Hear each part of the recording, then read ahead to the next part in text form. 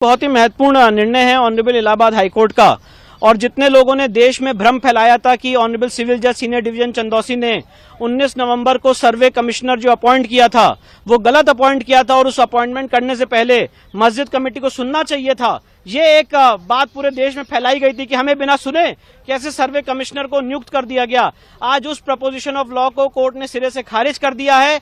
Simple preposition of law है कि court order 26 rule 9 और 10 की पावर के एक्सरसाइज में सर्वे कमिश्नर नियुक्त कर सकती है। उस समय किसी को सुनने की कोई जरूरत नहीं है। लॉ का मैंडेट सिर्फ इतना है कि जब सर्वे कमिश्नर मौके पे सर्वे करने जाएंगे तब वो दोनों पक्षों को उनकी मौजूदगी में सर्वे करेंगे, जो यहाँ पे 19 और 24 नवंबर को दोनों दिन फॉलो किया गया था। तो जो बड़े बड़े बैरिस्टर और पार्लियामेंटेरियंस हैं जिन्होंने कोर्ट की मर्यादा पे, इस पूरी प्रक्रिया की मर्यादा पे, पार्टीज की मर्यादा पे कमेंट किए थे, आज एक वेल रीजन जजमेंट से उसको कहीं ना कहीं पूर्ण विराम लगा है। जो सर्वे की रिपोर्ट सील कवर में फाइल की गई है उसके स्टे वेकेशन के लिए हम सुप्रीम कोर्ट आएंगे।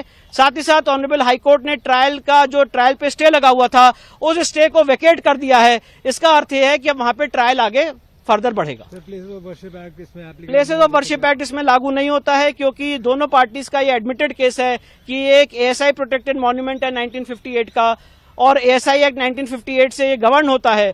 तो इसलिए प्लेसेस ऑफ वर्शिप एक्ट के सेक्शन 4 सब क्लॉज 3A में लिखा हुआ है कि जो मॉन्यूमेंट एएसआई एक्ट से गवर्न होते हैं वहां पे प्लेसेस ऑफ वर्शिप एक्ट लागू ही नहीं होगा। इसलिए यहाँ पे प्लेसेस ऑफ वर्शिप एक्ट ना लागू होता है और ना सुप्रीम कोर्ट का 12 दिसंबर का ऑर्डर लागू होता है।